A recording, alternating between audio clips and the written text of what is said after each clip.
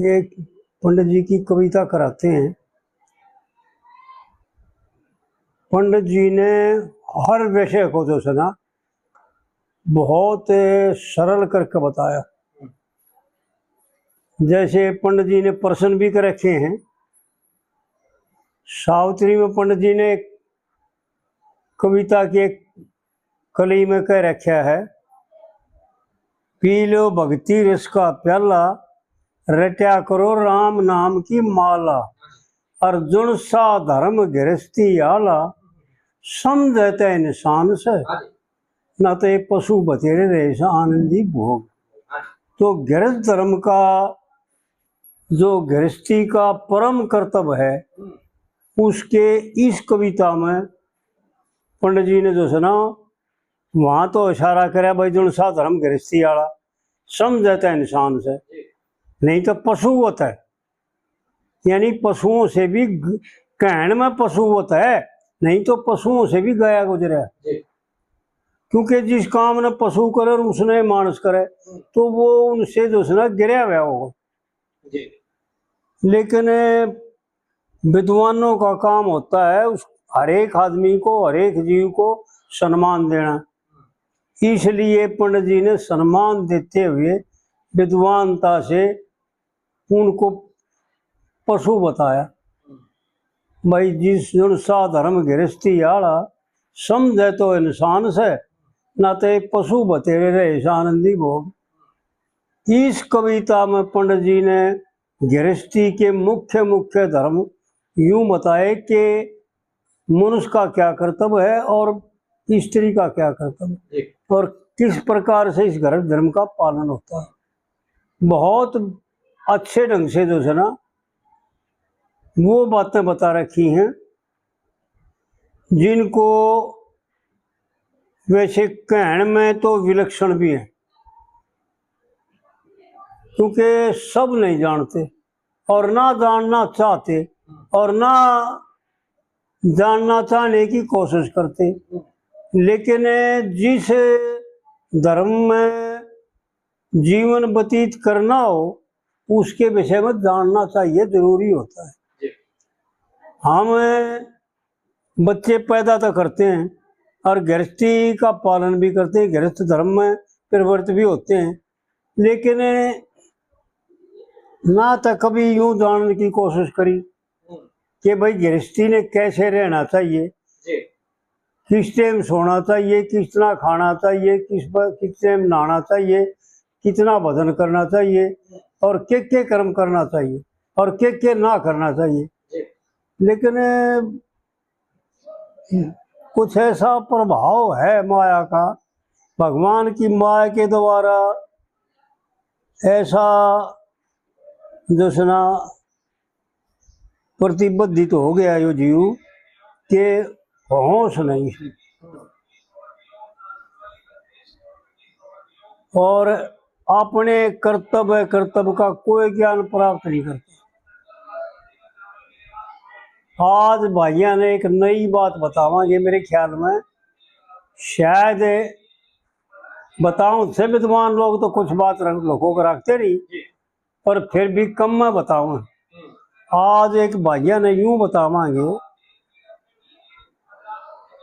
कि उस परम पिता परमात्मा की रचना में कितना मसरूफ और क्यों यो मसरूफ होया और वो कैसी है, और वो है जब उसकी रचना एक खेल ऐसा है तो वो क्या होगा, वो कैसा होगा। आज भैया का इस तरफ ध्यान देवाएंगे, 2-3 कविताओं में इन बातों को बतावांगे ज़्यादा कि देख तो सही जरा खोल करके। एक शनि म्याड़ा ने गाना गा रखा है, वो कैसे होंगे जिनकी तस्वीर ऐसी है। तो विचार करके देखे भाई कि जिस परम पिता परमात्मा की रचना इतनी माधुर्य हो, इतनी आनंदमय हो, इतनी आकर्षण हो, इतनी मनमोहक हो कि जन्म जन्मांतर निकट जाए इसको अपनी शुद्ध न आवे, उसमें इतना मसरूफ हो जाए, इतना भूल जाए सब क्या है ना। और तो वो उसको देखो जरा सा बड़ा सा इस रचना से ऊपर उठ करके, और उस परमात्मा को देखो जब उनका खेल ऐसा इतना वो है महार बना दिया, इतना माधुर्य बना दिया, इतना प्यारा बना दिया, इतना मनमोहक बना दिया, तो उनमें कितनी खासियत होगी, कैसे प्रिय होंगे और कैसे आनंदमय होंगे, ये देखने की कोशिश करनी चाहिए। तो कहने का तात्पर्य ये है कि हर जीव और खास करके मनुष्य, क्योंकि बाकी योनि जो हैं 84 लाख योनियों में एक मनुष्य छोड़ करके और बाकी योनि जितनी भी है वो है सब भोग योनि। और भोग योनि उसे कहते हैं जो कुछ भी करने में सामर्थ्य ना हो, केवल जो कर्म मनुष्य शरीर में किए हैं उनको भोगने के लिए ये योनि है। मनुष्य शरीर एक ऐसा है, यह योनि एक ऐसी है कि इसमें जो चाहे सो कर सकता है जी। और इसी योनि में आ करके उस परमात्मा की रचना के द्वारा जो सना यो इतना दीवाना होता है, इतना जो सना उसमें मसरूफ होता है, इतना उसके वशीभूत हो जाता है कि आँख खोलती है नहीं इसकी। कई कई जन्म लेकर जाते हैं, मरे जाता है, जन्मे जाता है, मरे जाता है, जन्मे जाता है, और उसी में जो सना लटपट रहे।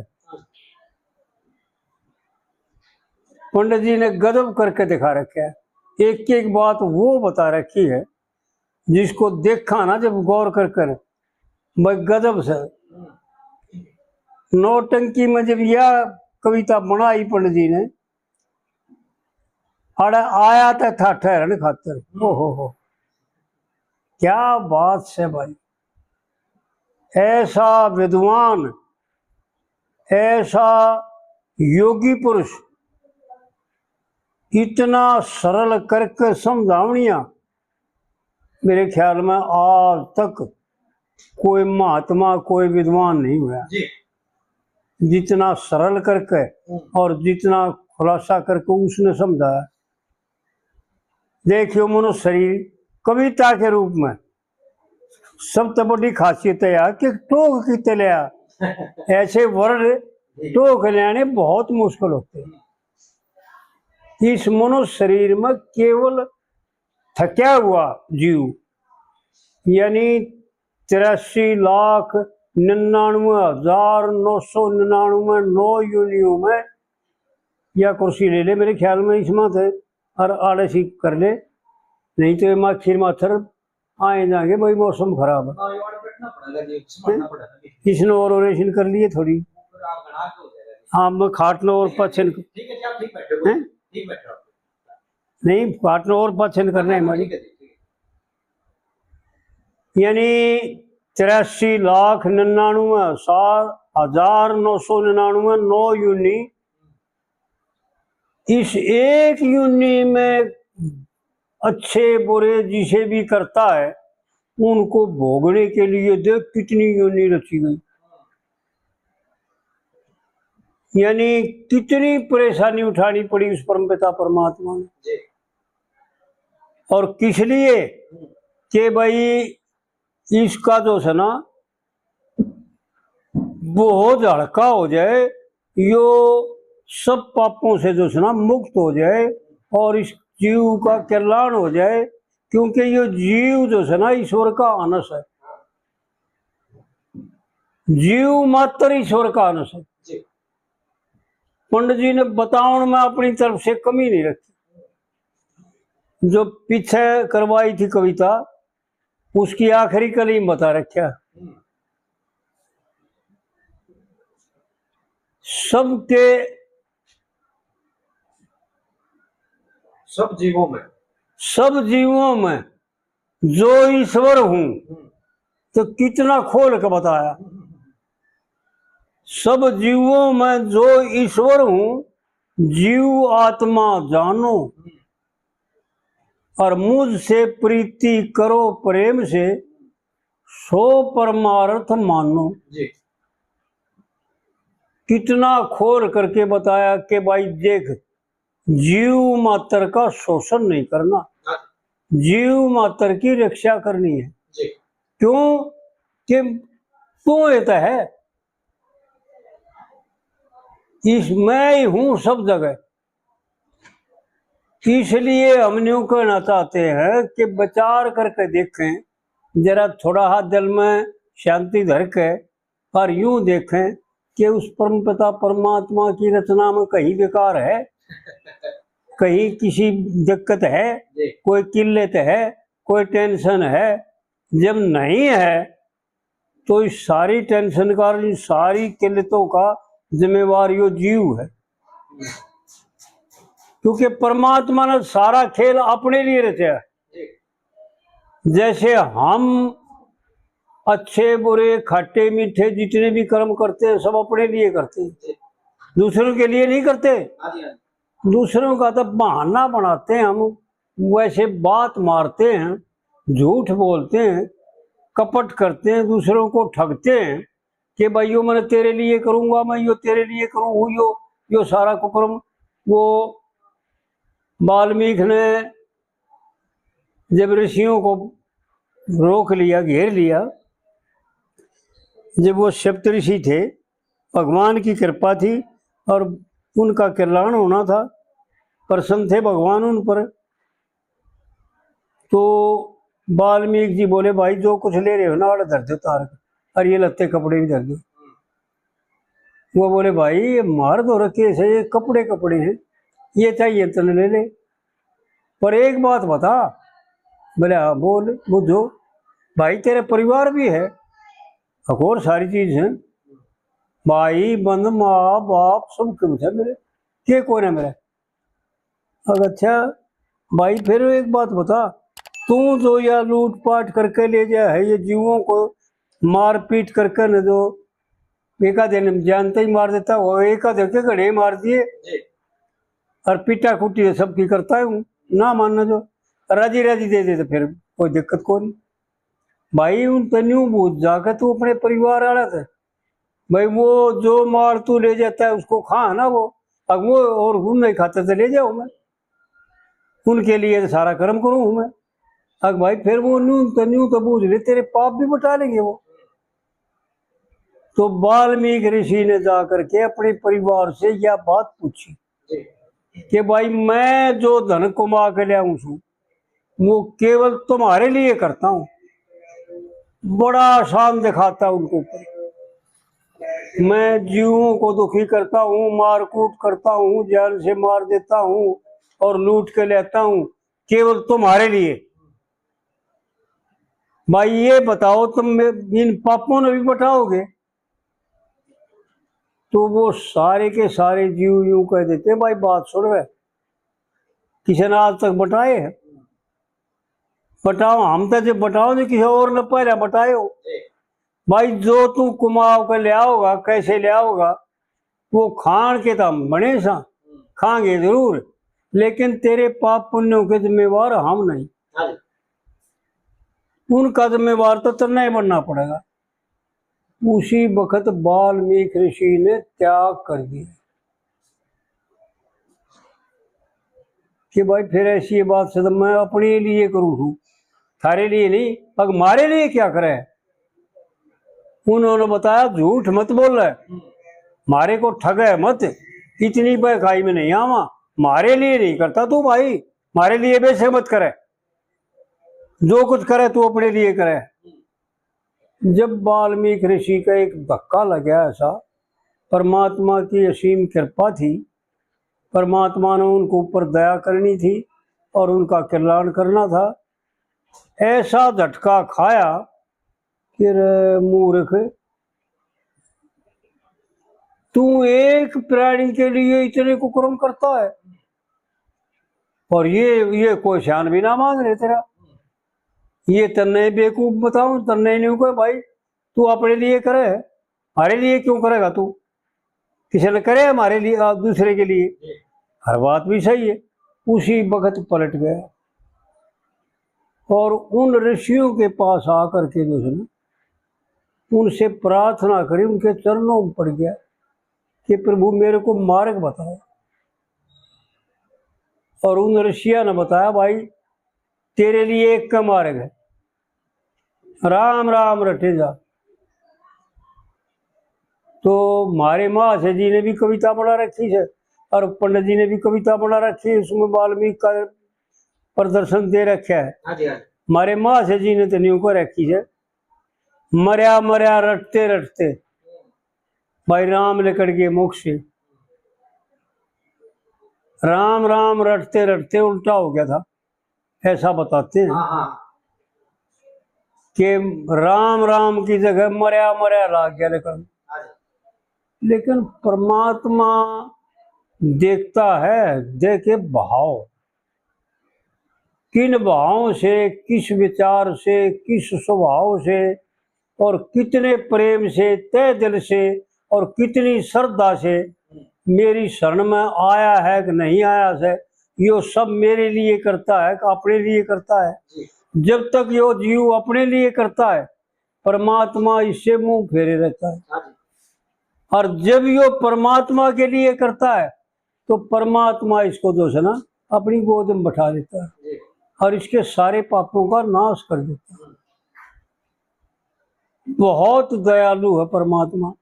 तो कहने का तात्पर्य यो है कि जिस परमात्मा ने इस जीव के लिए, अपने अंश के लिए यह सारी सृष्टि या सारी रचना इसलिए नहीं करी थी कि जो पाप कुमा के ढेर कर ले, अपने लपेट ले, ना इसलिए करी थी कि वो दुख बीमार पड़े भाई दुखों का सामना करे और नरक में जा, और ना इसलिए करी थी कि इसकी शांति खत्म हो जाए।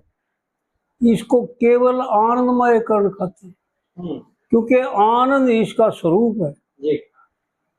उस अपने स्वरूप में विलीन करने के लिए परमात्मा ने इस रचना को रचा, और सारी की सारी रचना नजर पसार के देखी जाए कितनी माधुर्य है, कितना मिठास है, कितना रस है, यानी पोरी पोरी में, जर्रे जर्रे में रस भर रखा।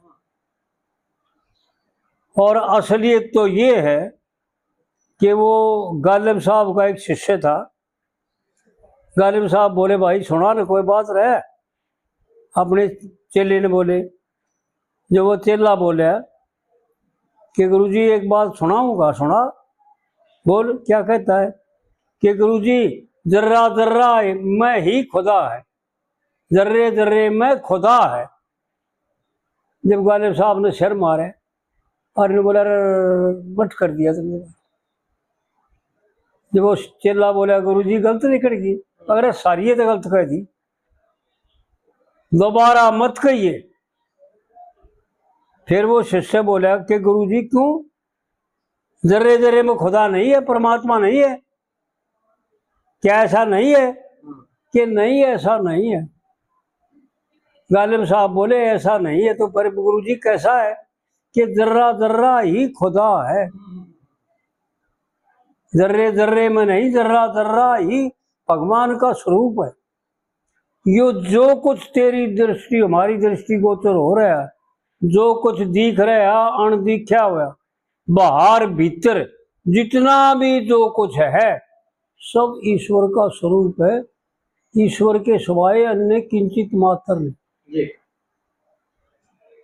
परमात्मा के सिवाय ऐसा हमारे वेदों का कथन है और सूत्रों का, स्मृतियों का और श्रुतियों का कथन है। अहम ब्रह्मास्मि तत्वमसि इदं ब्रह्मास्मि। तो इस प्रकार से ये चार वेदों के चार वाक्य, इनको देखते हुए, विचार करते हुए जो श्रेष्ठ पुरुष है ना, वो परमात्मा के सिवाय अन्य किंचित मात्र कुछ नहीं देखते, और जो न्यारा देखते हैं वो पाप का भागी बन जाता है। इसी को विपरीत और अहित कहते हैं। दो बताए शास्त्रकारों ने और विद्वानों पुरुषों ने, दो मार्ग बताए, एक विहित मार्ग और एक अविहित मार्ग, कर्म योग और ज्ञान योग, और संन्यास योग और कर्म योग। जो ज्ञान के अधिकारी हैं उनके अंतःकरण में किसी प्रकार का मैल ना रहता, पवित्र हो जाते हैं। वो तो सोम देख लेते हैं कि मेरे सिवाय न किंचित मात्र है। लेकिन जिनको ज्ञान नहीं होता वो यूं देखते हैं कि परमात्मा और परमात्मा की यह माया, और शुभ कर्म करके मैं जो है ना परमात्मा प्राप्ति करूंगा, मोक्ष को प्राप्त करूंगा। नहीं तो मोक्ष तो जीव है, ना बंध है ना मोक्ष है, ना ज्ञान है ना अज्ञान है। जैसा है तैसे का तैसा, ज्यों का ज्यों।